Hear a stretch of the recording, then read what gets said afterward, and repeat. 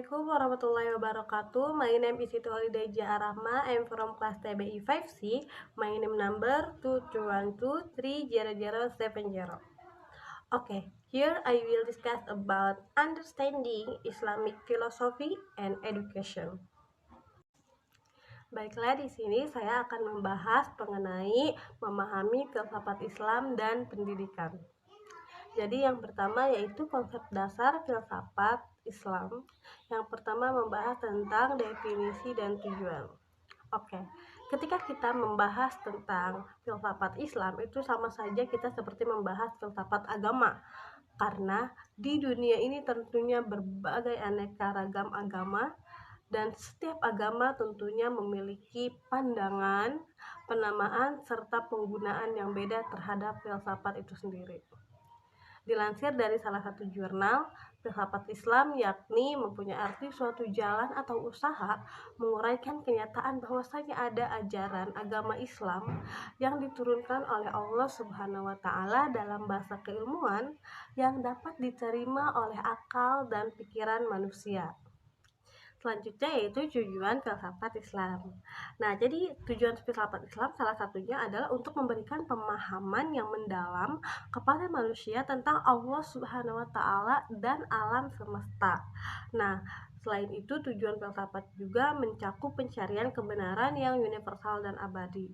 Jadi, filsafat Islam tidak tentang dunia saja, melainkan filsafat Islam itu memberikan jawaban-jawaban yang cukup mendalam mengenai waktu, ruang, dan bagaimana tujuan akhir manusia. Filsafat Islam juga bertujuan untuk mengembangkan etika dan moralitas yang sesuai dengan ajaran Islam.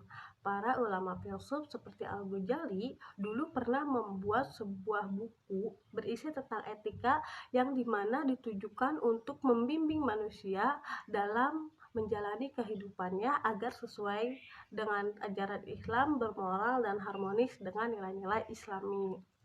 Filsafat Islam juga berperan sebagai pengembangan ilmu pengetahuan. Para filsuf seperti Ar-Razi, Ibnu Sina, Al-Khawarizmi, mereka juga mempunyai kontribusi yang sangat besar dalam disiplin ilmu pendidikan seperti matematika, kedokteran, dan kimia. Nah, jadi filsafat Islam juga bertujuan untuk memperluas pengetahuan manusia, tetapi tetap memegang prinsip-prinsip keagamaan. Baik, selanjutnya sumber-sumber filsafat Islam. Jadi di dunia Islam ini sumber filsafat itu sebenarnya ada dua.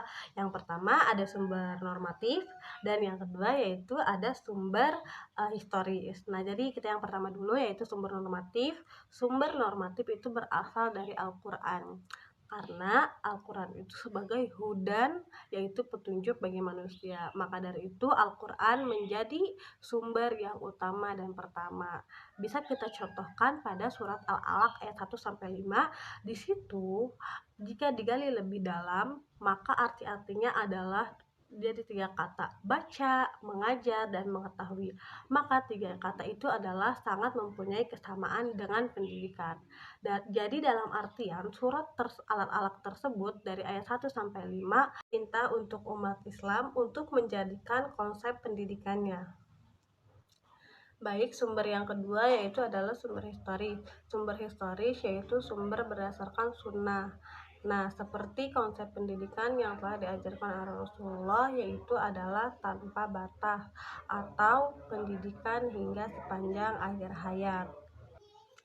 Baik, setelah tadi kita membahas mengenai definisi, tujuan, dan sumber-sumber filsafat Islam, maka setelah ini kita akan membahas siapa sih tokoh-tokoh filsafat Islam. Nah, diantaranya yang pertama adalah Al-Kindi.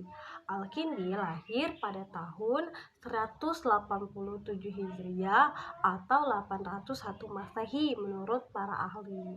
Al-Kindi telah menciptakan sebanyak 270 buku dari berbagai bidang ilmu pengetahuan. Tokoh-tokoh filsafat Islam selanjutnya yaitu ada Al-Farabi. Al-Farabi lahir pada tahun 258 Hijriah. Namun sayangnya biodata Al-Farabi ini tidak dapat banyak ditemukan karena dia tidak pernah membuat biografi dirinya seperti filsuf lain.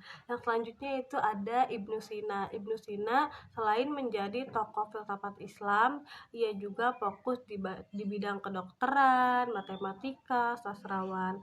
Bahkan di sebagian tempat, ia bukan dikenal sebagai filsuf, melainkan sebagai sastrawan. Namun, ia tetap terkenal sepanjang masa sebagai seorang filsuf. Selanjutnya adalah Araji adalah salah satu filsuf yang metode pengembangannya itu adalah dengan pengembangan daya intelektual, di mana jika ada si murid bertanya kepada beliau, maka beliau tidak akan menjawab, tetapi malah melemparkan kepada murid yang lainnya. Yang selanjutnya tokoh filsafat Islam ada Imam Ghazali. Imam Ghazali adalah salah satu imam yang terkenal yang lahir pada tahun 450 Hijriah dan wafat di tahun 505 Hijriah. Nah, mungkin segitu tokoh-tokoh filsafat, ada Araji, Ibnu Sina, Imam Ghazali, ada Al-Kindi, dan sebenarnya masih banyak lagi tokoh-tokoh filsafat yang lainnya. Baik, yang kedua adalah pandangan filsafat Islam tentang pendidikan Islam. Nah, di situ ada tujuan pendidikan Islam. Jadi, tujuan filsafat pendidikan Islam yaitu adalah mengembangkan potensi manusia menjadi manusia yang kuat, menjadi manusia yang berilmu pengetahuan, dan menjadi seseorang yang aktif dalam masyarakat. Pendidikan di dalam Islam mengembangkan potensi manusia secara holistik, baik itu secara intelektual ataupun secara spiritual, sehingga dengan memadupadankan ilmu pengetahuan dan nilai-nilai agama. Tujuan filsafat pendidikan Islam juga melibatkan pembentukan karakter yang kuat dengan fokus terhadap kejujuran, keadilan, kesolehan, dan saling menghormati. Yang kedua adalah tujuan pendidikan akhlak. Jadi, ilmu filsafat itu harus dipelajari dengan sebenar-benarnya, terutama mengenai pendidikan karakter dan akhlak yang mulia. Karena ilmu filsafat sendiri mewariskan bagaimana mengenal watak dan kebajikan yang berfungsi di masyarakat. Jadi bisa kita ambil kesimpulan, hendaknya kita seseorang harus selalu melakukan kegiatan yang positif dan selalu meninggalkan hal-hal yang negatif. Nah, jadi ilmu filsafat ini adalah ilmu yang dimana fungsi filsafat adalah sebagai penyusun akhlak tentang pandangan Islam. Sebab ilmu filsafat adalah kerangka yang paling utama ajaran tentang Islam dan yang terpenting. Nah, akhlak adalah hasil dari jalan pada iman dan syariah. Jadi ilmu filsafat itu harus dipelajari dengan baik-baik, apalagi mengenai pendidikan karakter dan berakhlak mulia. Sebab ilmu filsafat itu meninggalkan petunjuk mengenai bagaimana cara kita beretika, bagaimana caranya kita bermoral, yang tentunya berguna untuk kehidupan kita. Baik, selanjutnya pandangan filsafat Islam tentang pendidikan Islam yang selanjutnya adalah metode pendidikan Islam.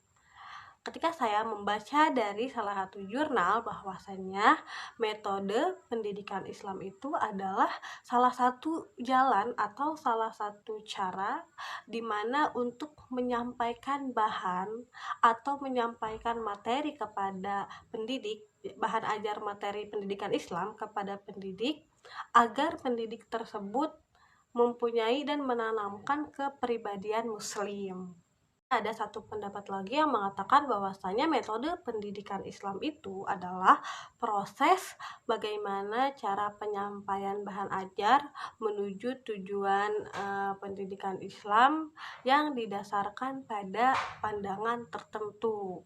Dan ada pendapat lain dari Munjir Supatra dan Heri Nur Ali bahwasannya metode pendidikan Islam itu adalah bagaimana cara seorang pendidik memberikan materi atau bahan ajar kepada peserta didiknya. Kemudian ada lagi metode pendidikan Islam juga adalah bagaimana caranya mentransfer ilmu dari ilmu agama kepada seseorang untuk menjadikan seseorang tersebut mempunyai kepribadian yang lebih islami. Menurut Umar Abdullah ada beberapa prinsip metode pendidikan Islam. Di antaranya yang pertama, seorang pendidik itu harus mengetahui motivasi peserta didiknya, harus mengetahui kebutuhan peserta didik, dan harus mengetahui apa yang dibutuhkan oleh peserta didiknya. Kemudian yang kedua, seorang pendidik juga harus mengetahui tujuan pendidikan yang telah ditetapkan. Yang ketiga, seorang pendidik harus mengetahui tahap perkembangan, terus mengetahui bagaimana perubahan si peserta didik tersebut. Yang selanjutnya, prinsip metode pendidikan adalah bagaimana seorang pendidik itu harus mengetahui bagaimana sikap setiap individu pada peserta didiknya tersebut. Prinsip yang selanjutnya adalah menjadikan pembelajaran atau menjadikan pendidikan itu sebuah hal yang menggembirakan bagi seorang peserta didiknya. Dan yang terakhir adalah menegakkan uswatun hasanah. Baik, selanjutnya akan membahas bagaimana peran filsafat dalam membangun pendidikan. Nah, jadi pentingnya filsafat dalam upaya memberikan landasan yang filosofis terhadap perkembangan keilmuan di pendidikan Islam.